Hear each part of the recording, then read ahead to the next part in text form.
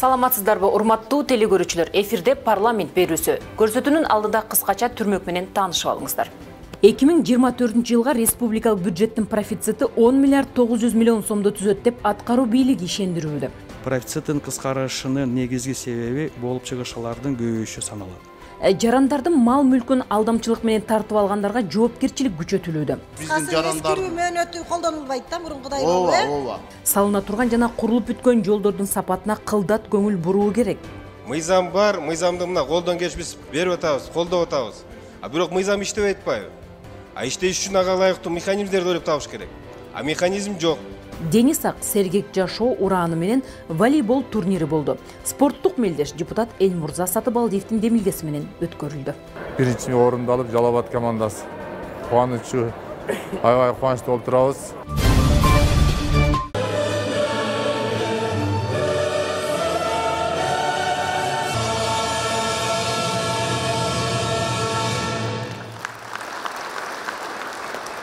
Жогорку кеңештин төрагасы Нурланбек Шакеев баштаган Жогорку кеңештин депутаттары Бишкек шаарында өткөн 2-чи элдик курултайга катышты. Президент Садыр Жапаровдун демилгеси менен уюштурулган элдик курултайга аймактардан, этностук өкүлчүлүктөрдөн жана чет өлкөлөрдөгү кыргыз диаспораларынан шайланган 700 делегат чакырылган. Иш-чарада төрага Нурланбек Шакеев курултайдын макамы баш мыйзамда белгиленгенин билдирип, былтыркы жолугушууда курултайдын ишин жөнгө салган конституциялык мыйзам долбоору иштелип чыгарын айтып, парламент ал убадан аткарып, элдик курултай жөнүндө конституциялык мыйзам долбоору колдонууга киргизилгенин билдирди.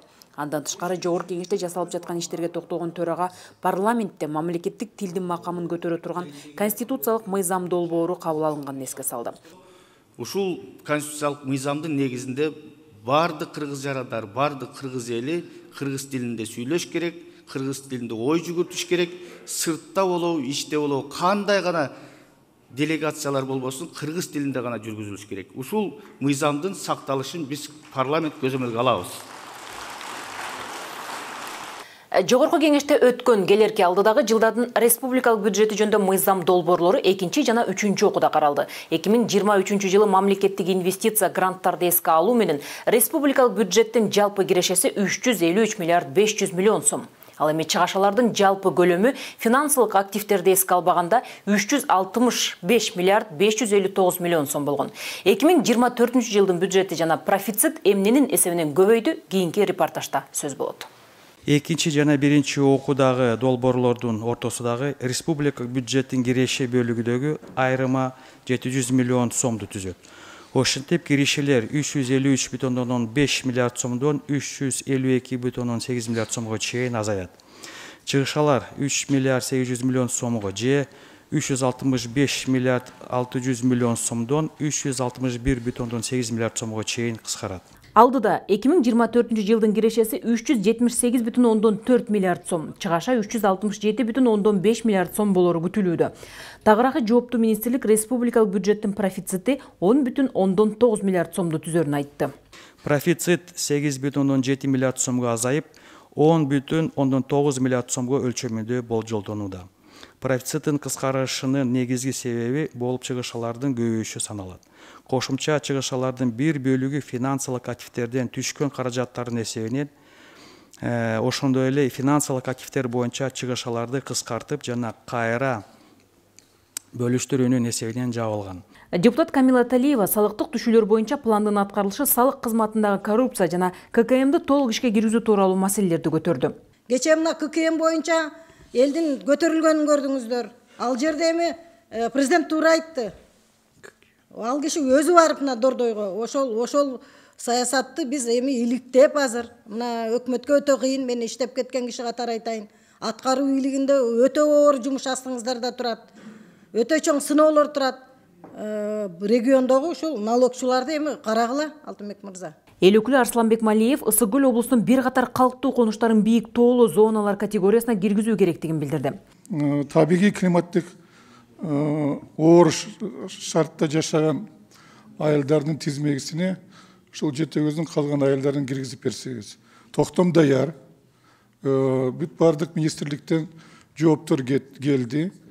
Значит, бир эле сиздин макулдугуңуз керек, ушул токтомго кол коюп берсеңиз, ошо менен көп маселе чечип калат. Депутат Айбек Алтынбеков билим берүү жана саламаттыкты сактоо мекемелериндеги техникалык кызматкерлердин эмгек акысын жогорулатуу сунушун берди. Мына мага жазып атышат 3,5 миң алганы бар экен, 4,5 миң алганы бар экен, 5,5 миң, анан 7 миң, эң 100%га көтөрүлгөндө дагы ошол каражат чыгыптыр да, айлык акысы бүгүнкү күндө.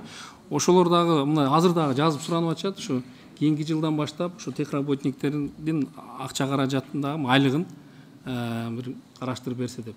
Эл өкүлү Надира Нарматова Ош облусундагы ички каналдарды оңдоо, ирригациялык системаларды калыбына келтирүүнү баса белгиледи. Ички каналдардын республикалык бюджеттин эсебине толугу менен эле алып, анан айылдын ичиндегилерди айыл өкмөттөргө калтырып койсок болот да. Баш-башына УОСко өткөрүп эле, УОСтун жоопкерчилигинде калтырып, себеби Союздан берки каналдар ошол боюнча турат да.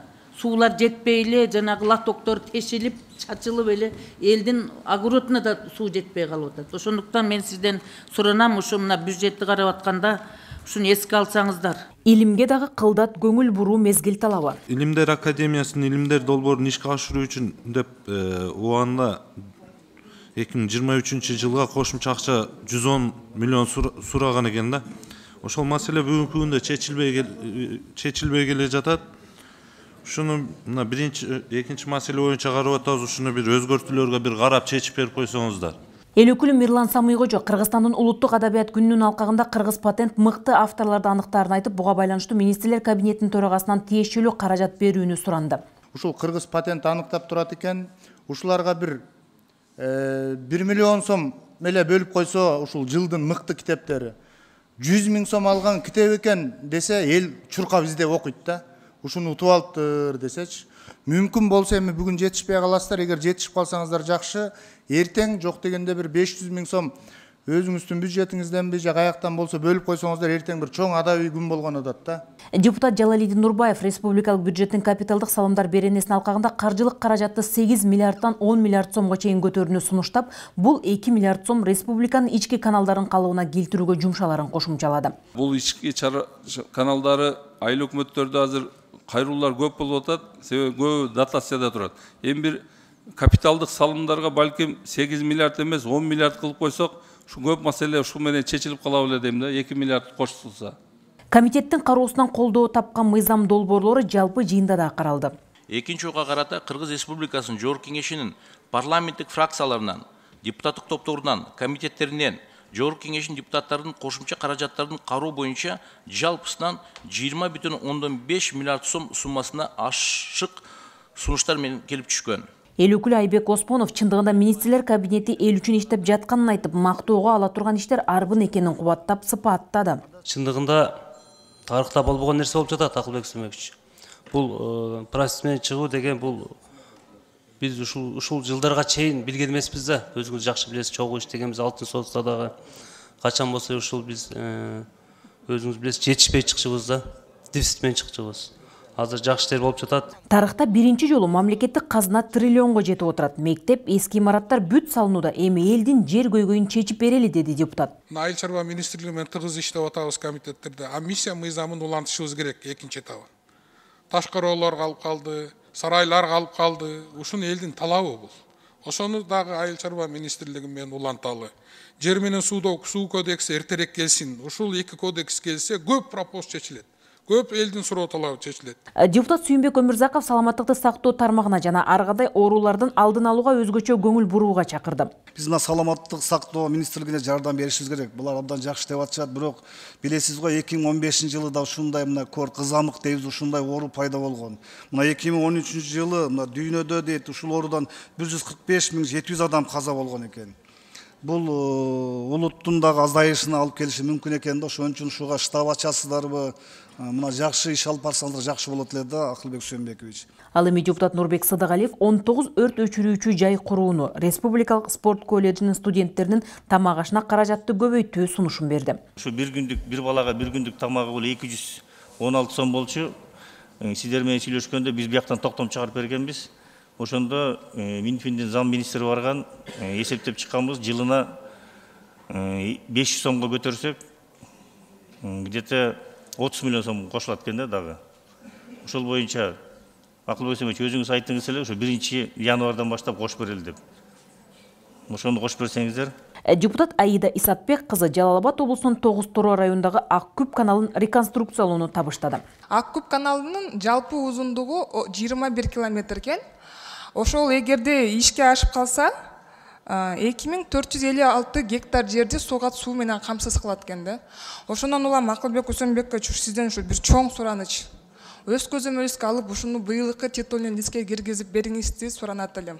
Эл өкүлү Нурбек Алимбеков айыл чарба техникасын лизингке берүү алкагына үстөк пайызды 6%га чейин төмөндөтүүнү эп көрүүдө. Лизингке азыр айыл чарба техникаларын 6%дан берип атасыздар. Ошол учурда спецтехника деп экскаваторду 18%дан берип атыптыр да. Эми ал кылган кызматы баары эле ушул айылдык өкмөттөрдө иштеп айыл чарбасына керек болуп атыптыр. Ушунду көптөн көп суранышты. Ички каналдар тазалап алынбай, суу жетпей атканын бир себеби дагы ушул болуп атат дейт. Ушуну спецтехниканы айыл чарба техникасы кылып 6%дан кылып бере аласыздарбы? Ошентип талкуудан соң сунуш пикирлерди эске алуу менен республикалык бюджет 2-3 окууда кабыл алынды. Ишендирип коеюн, бул бюджет аткарылат. Эмдиги жылы профицит болот, бирок ал үчүн бизге тынччылык керек, анан ынтымак керек. Дүйнөлүк банк касса 1000 долбоору үчүн Кыргызстанга кошумча 18 миллион 300 миң Америка долларын бөлүүгө даяр. Учурда долбоордун курулуш иштери 80%га аяктап калганын министр ырастады. Эл аралык стандарттарга ылайык электр энергиясы менен соода жүргүзүү механизмдерин иштеп чыгууга багытталган долбоорду аяктоого канча убакыт керек? Кошумча акча алууга эмне себеп болууда? Кийинки сюжетте. Электр энергиясын экспорттоо багытында ишке ашып жаткан касса 1000 долбоорунун Кыргызстандагы курулушун аяктоого кошумча дагы 40 миллион акш доллары зарыл болууда. Анын 18 миллион 300 миң долларын Дүйнөлүк банк, 13 миллион долларын Ислам өнүктүрүү банкы бөлүп берүүгө даяр. Калган 8 миллион 700 миң доллары боюнча сүйлөшүүлөр жүрүп жатат. Энергетика министри кабарлагандай, учурда өлкөдөгү курулуш объектилери 85%га аяктап калган. Азыркы күнгө чейин Кыргыз Республикасында долбоор боюнча каралган 1243 трёч опора 100% бүтүп орнотулду. 287,5 километр аба чубалгысы 60%ке тартылып бүттү. Иштин жалпы көлөмү 85%ке бүттү биздин Кыргызстандын ичинде. Ушул макулдашууну колдоп бериңиздерди суранабыз. Жалпысынан алганда Кыргызстанда, Тажикстанда жана Пакистанда курулуш иштери аяктоо стадиясында. Ал эми Афганистанда 90% жабдуулар алынып, объектилердин 20% гана курулган. Талкууда эл өкүлдөрү курулуш иштери өз убагында бүтпөй калган учурда жоопкерчилик маселеси кандай караларына кызыгышты. Өз убагында эгер ушул келишим аткарылбаса 5% төлөшүбүз керек, акчаны төлөшүбүз керек, националдык. Бирок аларга жардам катары эгер башка мамлекеттер ушул өз убагында аткарбаса өз милдеттемелерди, анда бул жагынан өкмөт тиешелүү сүйлөшүүлөрдү алып барсын, бизге скидканы алсын, башка эл аралык уюмдар өз убагында акча берген, ушул жагынан бизге кандайдыр бир эме пересмотр кылсын, график башкача эме түзсүн. Менимче бул өкмөтүбүзгө аябай жакшы эме жасай турган кадам болот. Жардам болмок. Долбоордун алкагында Кыргызстан ичиндеги каржылоого эл аралык инвестициялык 3 уюмдан 185 миллион доллар 50 жылдык мөөнөт менен жеңилдетилген насыя катары берилген. Жыйында эл өкүлү Улам Примов өлкөдө атомдук электр станциясын куруу тууралуу маселе көтөрдү. Мисалы азыр биздин электр энергия негизинен гидроэнергетикадан, мисалы суу ресурстарынан. Бара-бара азыр мына суу көлөмү азайып, келечекте эми суунун көлөмү азайып атат. Биз атомдук электр станцияны эртедир кечтир курушубуз керек дегенге кандай карайсыз? Мен как өзүмдүн мен оюм боюнча бул биздин келечегибиз, муну баары бир деле курушубуз керек. Өзүңөр билесиңер, кошуна мамлекеттер Балкашта мына пландаштырып атат, Казакстан и Өзбекстан Жизакта пландаштырып атат. Жыйынтыгында эл өкүлдөрү макулдашуунун долбоорун колдоп беришти. Макул, каршы жок. Рахмат, Талайбек Өмкевич. Рахмат сиздерге. Тармактык комитет ысык көлдүн экологиясын сактоо боюнча аткарылып жаткан иштер тууралуу маалымат укту. Талкууда эл депутаттары көл жээгиндеги пансионаттардын саркынды сууларды тазалоочу жабдыктарын жаңылоо, көйгөйлөрүн чечүүнү тездетүүнү тизмектешти. Мындан сырткары канализация курууга жергиликтүү бийлик жерге уруксат бербей келүүдө. Жооптуу адистер мамлекеттик казнадан каралган каражат өз убагында бөлүнбөй жатканын жүйө келтиришти. Жогорку Кеңештин тармактык комитети буга чейин Ысык көл облусуна бир канча жолу көчмө жыйын өткөрүп, Каракол, Чолпон Ата, Балыкчы шаарларына саркынды сууларды тазалоочу насостук станцияны куруу демилгесин көтөрүшкөн. Бул көйгөйлүү маселе комитеттин чечими аркылуу тиешелүү министрликтерге табышталган.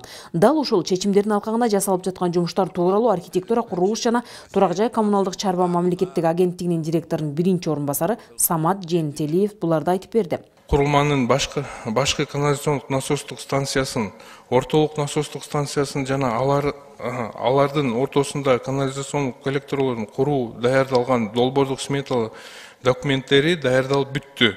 Тиешелүү мекеменин жетекчилери 2024-жылдын январь айында тазалоочу курулма үчүн тендер жарыяланаарын убада кылды. Мынакей 31-январга чейин 14 миллиондун тендерин жарыяласаңыздар, бул жакшы. Бирок жарыялабасаңыз кандай кепилдик бере аласыз? Министрдин орун басары. Кепилдик эми буйруса бүтүрөбүз деп терең ишенем. Кепилдигим эми өз калоом менен жазып бергенге. Өзүңүздүн сөзүңүз. Сүйлөштүк. Депутат Султанбай Айжигитов Каракол, Чолпон Ата шаарларынын тазалоочу курулмалар үчүн акча каражаты эч эле бөлүнгөнүн билдирип, бирок жеткиликтүү жумуштар жүрбөй жатканын айтты. Эмне үчүн бөлүнгөн акча 19-жылдан бери жайдан жылбайт деп атам. Только жылбаган эле жөн эле жаткан акчага биз процент төлөп атабыз. Бир тыйын пайдасын көрбөй. Вот о чем идет речь. Эл өкүлдөрү комитеттин чечими аткарылбай жатканына кабатыр. Бул жерде аткаруу бийлик иштеп атпайбы? Ушуну айтпайсыңарбы? Мына бул жерден Султанбай Абдрашев туура эле айтып атат. Эми эч болбосо андан кийин силовой метод деп атат, эми по правоохранительному блоку камчы Кыдырышевичке кайрылгыла деп атат. Колуңардан келбесе деп атат. Ал киши убакты коюп коет экен, тездетет экен да. Эч ким иштеп атпайбы? Мына губернатор ошол малдан бери 2 жолу губернатор алмаштырылды. Же болбосо жана президенттин өкүлүчү. Бириси келет, эч кимиси келет, мына аткарайын дегенде эле мында ой жок да, суроолор көп. Саркынды сууларды тазалоочу станцияны курууга жер тилкесин бөлүп бербей, каршы турган мекемелер да карбын. Президент указ чыгарган. Ошол указды өзүнүн өкмөтү аткарбай атат. Аткарбагандардын ичинде улуттук банк бар. Маданият министрлиги бар. Профсоюз бар, профсоюз сүйлөбөй деле койсок болот. Ушунчалык ушу профсоюз элдин укугун коргобой эле элге каршы чыккан бир балия организация болду го, кечирип коюңуз эми сизге айла жоктон айтып атам да. Эл өкүлдөрү 2 жылдан бери комитеттин чечимин аткарбай келген атка минерлерге чара көрүү чечимин президенттин дарегине жолдой турган болушту. Садыр Нуркожоевичка түз кат жазалы, чечимибизди айталы, кылган ишибизди айталы, жергиликтүү бийлик эмес бул. Кабинеттин өкүлдөрүнүн кылбай аткан жумушун бүт жазып берели. Чечимди анда Садыр Нуркожоевич өзү кабыл алсын. Укук бузуулар жөнүндө кодексине өзгөртүүлөрдү киргизүү тууралуу мыйзамдын долбоору Жогорку Кеңештин жыйынында 3-чү окууда каралды. Аталган мыйзам долбоору ашыкча жүк жүктөгөн жана ташыган юридикалык жана жеке жактарга айып пулдарды күчөтүүнү мыйзамдаштырууну көздөйт.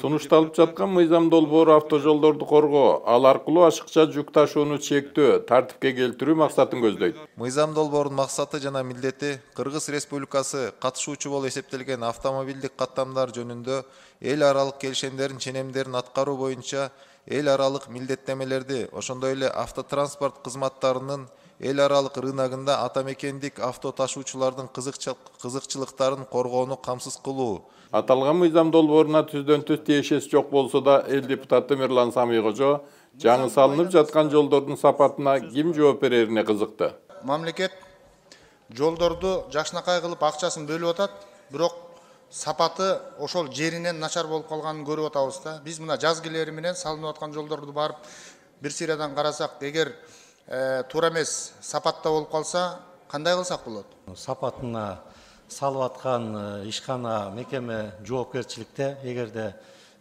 сапатсыз салынып калса, өзүнүн кепилдик убактысына чейин жол бузулуп кала турган болчу болсо, анда ал өз эсебинен жолду кайра салып оңдоого милдеттүү.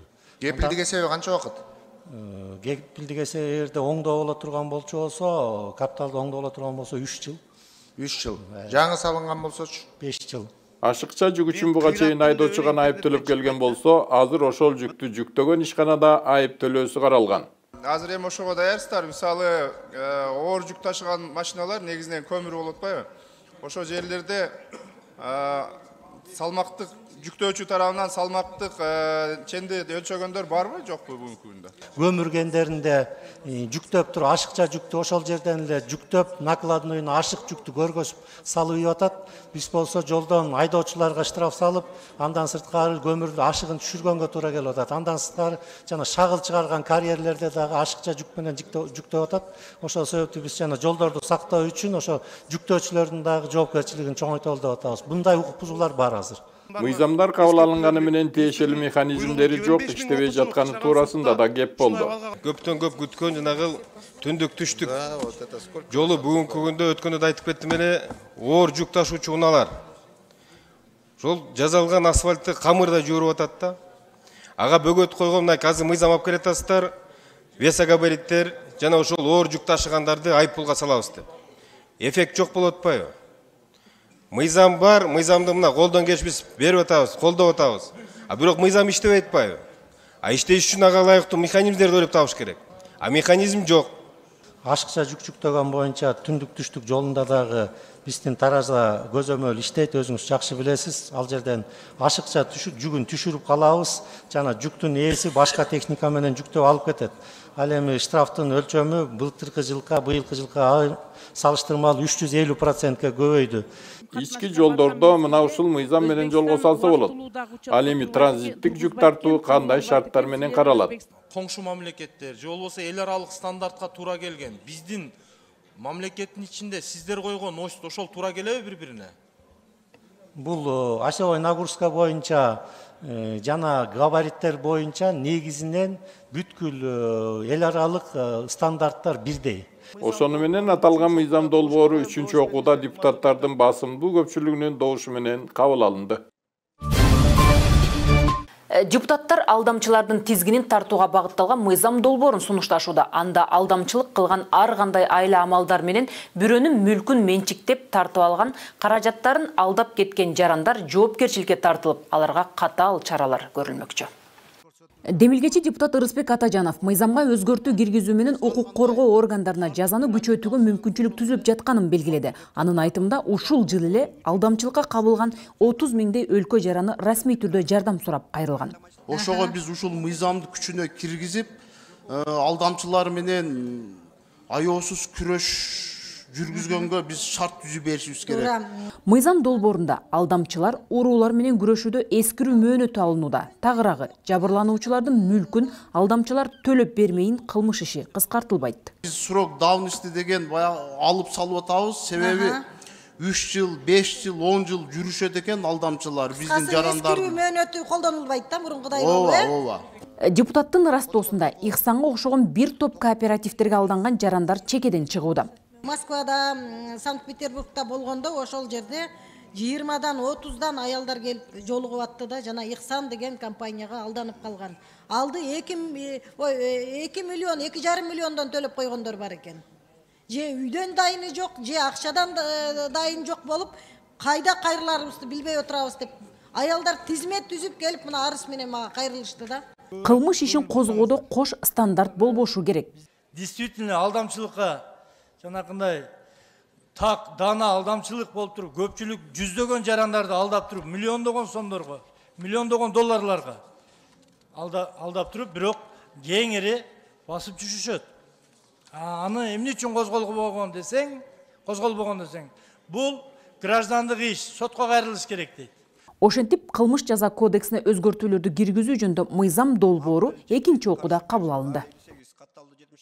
Тарыхый ата мекенине кайтып келген этникалык кыргыздардын орун очок алуусуна чечилбеген көйгөйлөр арбын. Аларды көчүрүп келүү, жарандык документ ыйгаруу, турак жай, жумуш менен камсыздоо мүчүлүштүктөр болууда. Кененирээк талкуунун жүрүшүнөн тааныша аласыздар. Бүгүнкү күндө өлкө аймагында жарандык ала элек 1992 кайрылман бар. Алардын эң көбү Өзбекстан жана Тажикстан республикаларынан келгендер. Тарыхый мекенине кайтууну каалаган этникалык кыргыздарга колдоо көрсөтүү, көчүрүп келүү процессин жакшыртып жөнөкөйлөтүү максатында мыйзам долбоору иштелип чыккан. Этникалык кыргыздардын тарыхый мекенине көчүп келүүгө көмөк көрсөтүү, ошондой эле алардын мамлекет тарабынан кепилденген укуктарын ишке ашыруу зарылчылыгынан улам келип чыккан жоолорду өркүндөтүү максатында иштелип чыккан. Талкууда депутат Акбөкөн Таштанбеков көчүрүлүп келинген этникалык кыргыздарга шарт түзүү маселесине өзгөчө көңүл бурууга чакырды. Ысык Ата районунда bir 20 жылдан ашык мурун көчүп келген ол эски больница бар эле ошол жерде, анан Красная речка дегенде бала бакчага мына 1-2 жылга эле деп көчүрүп ошол жерге жашатып койгон. Мына жакында 30 жыл болот, 30 жылдан бери бала бакчада жашап атышат. Ошол көчүрүп келгенден кийин эле мамлекет эмнегедир ошол кишилерди унутуп коюп атабыз да. Эми айыл өкмөтү баягы элге бала бакча бериш керек да. Анан 20 жылдан ашык ошол Красная речкада бала бакчада Ивановкада айылда больницада жашап атышат. Жо жер бербесек, жо үй бербесек, жо жардам бербесек, бул айыл өкмөттөргө нагрузка болуп атат да. Бала бакчаларды беришибиз керек да. Азыр местный ошол жерде жашап аткан элдер менен да чыгып атат. Өз кезегинде мамлекет чет жакта оруночо калып калган кыргыздарды да унутпай колдоо көрсөтүп туруусу кажет. Себеби биздин кыргыз диаспоралары башка мамлекетте. Бизге мындайча айтканда опорада ал жактагы. Кыргыздар биздин Кыргызстанга опора болот. Эмеде мындай саясий жагынан, экономика жагынан, башка бизнес жагынан продвигать эткенге жардам бериш керек ошолорго. Ошондон кийин саясатыбыз тууру болот, толук кандуу болот. Биздин тышкы, ички саясатыбызга тууру, биздин коопсуздугубузга тууру болот ошол иштер. Эгерде биз баардыгын эле бир жакка көчүрүп келе турган болсок, бул эле саясат менен боло турган болсок, бир жакты. Биз бу жерде социалдык проблемаларды эле жарата беребиз. Биз өзүбүздө толтура социальный проблема. Еще мына Акбакон айткандай тигилердин келип туруп, анан бетер алардын социальный проблемасы. Этникалык кыргыздар мекенине көчүп келген учурда атайын органдарга өтүнүч менен кайрылып, кайрылман макамына ээ болушат. Алар балдарын окутуу сыяктуу бир топ социалдык жеңилдиктерди камсыз кылат. Бирок иш жүзүндө өз укуктарын билбегендер көп. Тажикстандан келген кыргыздар. Мен ошол Тажикстанда Жиделик деген айылдан келип, мына бизден Арка, Достук, Жаштык, Борбордук айылдарына жайгашкан этникалык кыргыздар бар. Алар өзүнүн укугун мындай жерлерде барып, мына силердин социалдык кызматкерлериңер бул кайрылман статусуна эмнелер кирет? Кандай укугуң бар? Жыйынтыгында эл өкүлдөрү аталган мыйзам долбоорун бир добуштан колдоп беришти. Бишкекте волейбол боюнча эрктүү мырзалар жана акыл карачач кыз келиндер арасында республикалык деңгээлде спорттук мелдеш уюштурулду. Алар мындай саамалыкка 7 дубандан атайын келип күч сынашты. Команданын мыкты чебер оюнчулары акчалай сыйлык жана дипломдор менен сыйланышты. Белгилей кетсек, мындай иш-чара Жогорку Кеңештин депутаты Элмурза Сатыбалдиевдин демилгеси менен көп жылдардан бери өткөрүлүп келүүдө. Адина Маматжан кызы Ош мамлекеттик университетинин студенти. Волейбол оюнуна болгон кызыгуусу мектептен башталып, окуучулар арасындагы мелдештерге байма-бай катышып келген. Учурда университеттин курама командасынын катарында ойноп, окуу жайдын намысын коргоп, атагын чыгарууга салымын кошууда. Бул кубок аябай сонун деңгээлде өттү. Биздин волейбол федерациясынын президенти Элмурза Ракевичке чоң ыраазычылык айтабыз. Ошондой мүмкүнчүлүктү түзүп бергенине. Oyun abdan son öttü. Волейбол федерациясынын президентинин клубтар аралык мелдешинде кыз келиндер арасында кубокко Ош мамлекеттик университетинин курама командасы ээ болсо, ал эми мырзалар арасында жеңишти Жалал Абад облусунун жигиттери багындырды. Аталган команданын машыктыруучусу Кайрат Садыков мелдеш жогорку деңгээлде өткөнүн айтып, уюштуруучуларга ыраазычылык билдирди. Ушул мелдешке биз биринчи орунду алып Жалал Абад командасы кубанычуу аябай кубанычтуу болуп турабыз. Анан бул кубокко биздин даярдыгыбыз өтө жакшы болчу. Ушу даярдыгыбыздын негизинен мына бүгүн ушу кубоктун чемпиону болуп отурабыз. Волейбол федерациясынын президенти Элмурза Сатыбалдиев мелдешке катышкан бардык спортчуларга ийгилик каалап, спорт тармагы анын ичинде кыргыз волейболу жылдан жылга өнүгүп өсүп жатканын баса белгиледи. Мен ар дайым айтам, биздин мамлекет сөз өнүгүү жолунда 2-3 жылда кандай гана жетишкендикке бардык жактан жетишип атабыз, бардык жактан өнүгүп атабыз. Мына кече жакында эле тапшырылган мектептерди карасаңар 115 мектеп ачылып, Кыргызстанда ошонун бир мектебин мен дагы барып силердин атыңардан ачып келдим. Мен муну айтатынымдын себеби өнүккөн өлкөдө спорттагы сөз өнүгүп өткөн. Мына спортту өнүктүрүп аткандар, мына мен аркамда турган агайларыбыз, бардыгыңызга чоң ыраазычылык. Эмне дейбиз? Өнүксүн өлкөбүз, алга Кыргызстан. алға қырғыз спорты, алға қырғыз волейболы. Салтқа айланған волейбол бойынша Мелдештин жыйынтыгында мыкты оюнчуларга, калыстарга жана жалпы командаларга кубок, тиешелүү даражадагы диплом жана акчалай сыйлыктар тапшырылды. Программа Жогорку кеңештин коомчулук жана жалпыга маалымдоо каражаттары менен иштөө бөлүмү тарабынан даярдалып, сиздерге мен Жылдыз Жолдошбаева сунуштадым. Биздин кеңеш KG сайтыбыздан кенен расмий маалыматтарды окууга, мындан сырткары Жогорку кеңеш деген YouTube-дагы баракчабызга катталууга чакырабыз. Эфир аркылуу амандашканга чейин саламатта калыңыздар.